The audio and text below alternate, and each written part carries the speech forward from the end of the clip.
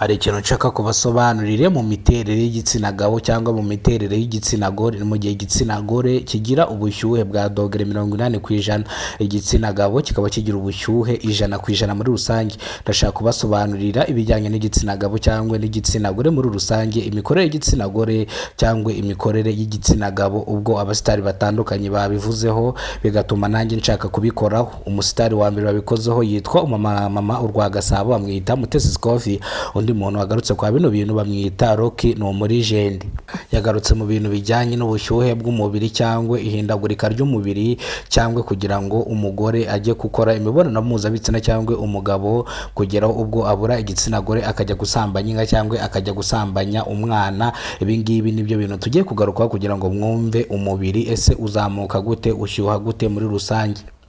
Kora subscribe rero kugira ngo mbanje kubasobanurira ibice by'umubiri cyangwa ubushyuhe bw'umubiri cyangwa uburyo umubiri uba uteye muri rusange. Nukora subscribe turabasobanurira bino bintu, ariko mu kanya live nabwo dufite ibintu byinshi turi buze kubasobanurira. Ariko reka tubanze dutangire. Muhawe ikaze kuri Kidasamura Movie, reka dutangire dusobanurire bino bintu. Ni mu gihe igitsina gabo iyo imvura iri kugwa cyangwa iri ahantu hakonje, igitsina gabo nago kijya kibasha kuba cyahaguruka cyangwa ngo kibashe kuba cyashaka gutera akabariro, kubera ko ahantu kiba kiri haba hafungiranye, ntago kiva aho kiri muri rusange. Niba ndi kukubwira bino nawe uzumva iyo ukonje. Urugero, iyo uri muri gereza ushaka kumara n'icyumweru umubiri wawe utarashyuha cyangwa igitsina cyawe kitarahaguruka ngo gishake ikindi. Ni mu gihe mu mvura igitsina cyawe umubiri wawe wakonje kidashobora guhaguruka.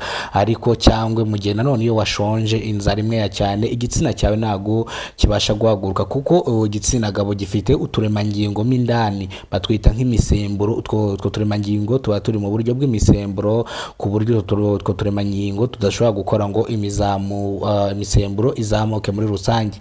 Ubwo rero igitsina gore cyo ni ukuvuga ngo nacyo kugira ngo kibashe gushyuha cyangwa kibashe gufata ubushyuhe, kiba gisaba wa muntu ufite umuriro cyangwa kwa gucana ubushyuhe bw'umuriro. Ni mu gihe igitsina gore kugira ngo umugore ntago ari umuntu wagerageza gusambana cyangwa guce inyuma. Ndetse igitsina gore ni mu gihe umuntu igitsina gore iyo umugore adashaka umuntu ntago igitsina gore kijye kizamuka. Ariko mu gihe mu miterere y'umugabo pfa kureba itako ry'umugore cyangwa itako ry'umukobwa, igitsina cyo kita gihaguruka.